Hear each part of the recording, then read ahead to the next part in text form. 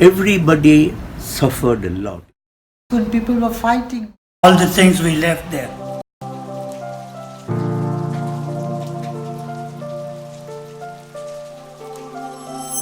Journey out of their homeland, the triumph and tragedy of the Hindu-Sindhi diaspora. During India's partition in 1947, the state of Sindh became part of Pakistan due to religious conflicts, resulting in the Hindu-Sindhi community being forced out of their ancestral homeland. Despite tragic circumstances, by maximizing their skill sets and networking, perseverance, and adapting, the Hindu-Sindhi community used tragedy to create triumph, demonstrating to all the power of finding opportunity in adversity. In 1947, Indians had been under the British rule for over 200 years, losing parts of their culture, tradition, and freedom. After decades of an arduous struggle for independence and the weakening of the British Empire during the Great Depression and World War II, India finally received independence on August 15, 1947. Pre-independence, the British had generally protected the Muslim minority, who made up 25% of India's population. As the reality of independence was impending, many Muslims became apprehensive for their safety. Consequently, the All India Muslim League, primarily led by Muhammad Ali Jinnah, was formed, petitioning for a separate Muslim majority nation. As the tensions between Hindus and Muslims rose, the British agreed with the idea of separating India into two countries, Pakistan and India, based on religious grounds. Yet few realized how this plan would affect a lesser-known ethnic group, the Sindhis. The Sindhis have one of the oldest cultures in the world, with known origins to the Indus Valley civilization. Comprised of both Muslims and Hindus, Sindhis lived peacefully together.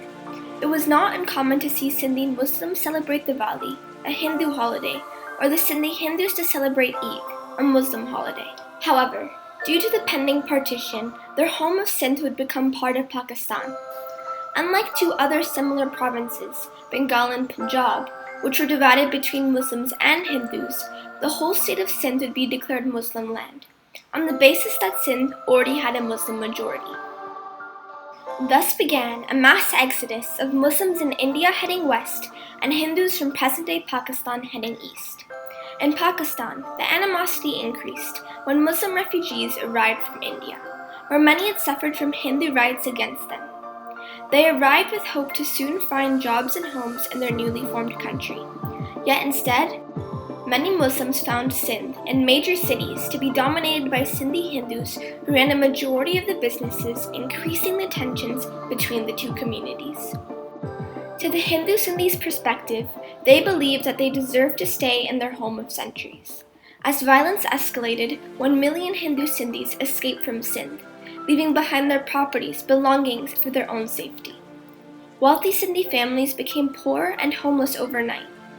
Many thought the situation would be temporary and would return when things settled down. Yet, that wasn't the case. Traditional mistrust, hatred, and fear between the two faiths across the country tragically grew more violent as they faced an uncertain future. As Clement Attlee, the last British Prime Minister in India, wrote in 1947, "My colleagues and I have watched with anxiety and deep sympathy the grave developments in India and Pakistan since 15th August. Over 10 million people, Hindus and Muslims, were displaced and around 1 million killed. Over 70,000 women were abducted and raped by opposing faiths." As for the Sindhi Muslims' perspective, although they triumphantly received a homeland for their religion, their community was tragically split. As partition survivors recall, during the riots between Muslim refugees and Hindus, the Sindhi Muslims valiantly protected many of the Sindhi Hindus and helped them escape. And to this day, the older generations of both communities still miss each other. So when these people used to come in gang, "Hey, who's that? Any Hindu?" They used to say, "No, we are all Muslim, man. Bye, Muslim." Through the chaos and commotion, many Sindhis had to use any transportation accessible to whatever destinations that were available.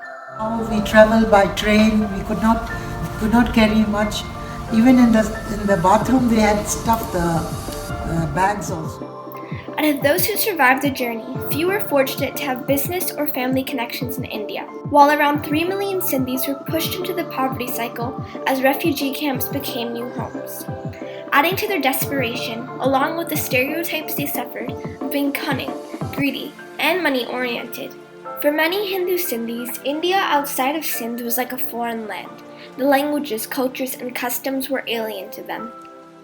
From the perspective of the government of India, India was overwhelmed with establishing a new country, and as the Hindu-Sindhis were a small minority, they did not view them as a priority concern.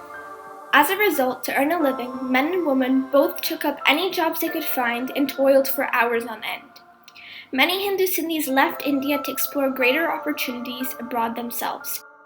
The Sindhi community became a diaspora, in pursuit of a better life from their desperate conditions in India.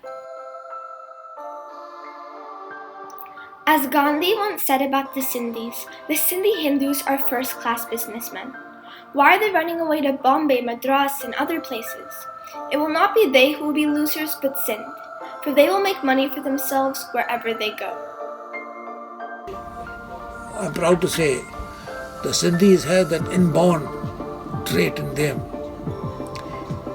not to hand, for homes or anything. The Sindhis made every effort to adapt to their new homes and use their skills as an advantage to broaden their horizons. For example, the Sindhi community had very strong networking skills within and outside their community. Sindhis already living in India and abroad opened doors to the arriving ones.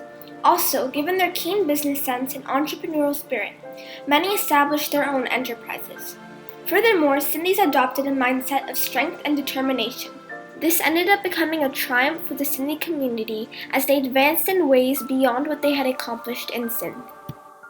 From a small state, they have expanded their enterprises globally in numerous areas such as education, business, politics, and medical care. Despite the fact that they don't have a state, they've made the world their home.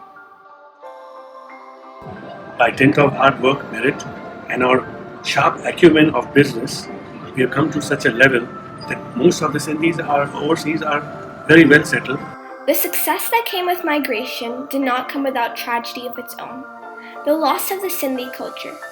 With the Sindhis focused on assimilating into new places, they didn't make a strong enough effort to preserve and pass on their heritage to progressive generations successfully. The current generation of Sindhis has only known their respective region or country as their home, and have accordingly adapted to new cultures, customs, and local languages.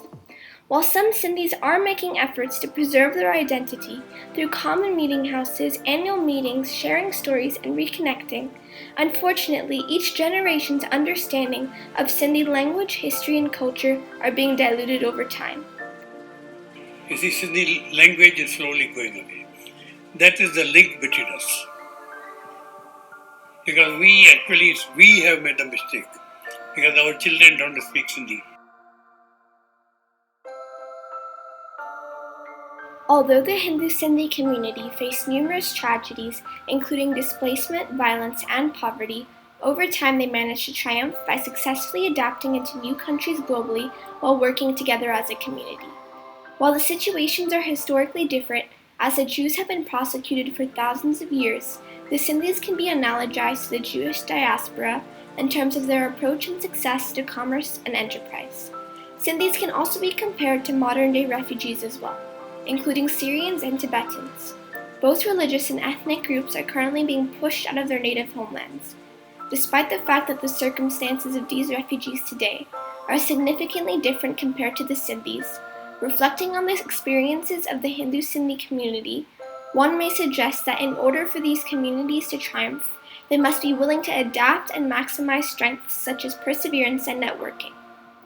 The Sindhi loss of heritage can prove the importance of making a stronger effort to pass down their culture to new generations while working together as a community to preserve it. Additionally, host countries witnessing the loss of these cultures, languages, and identities must provide children the opportunity to learn about their heritage through educational systems to prevent a loss of diverse cultures globally.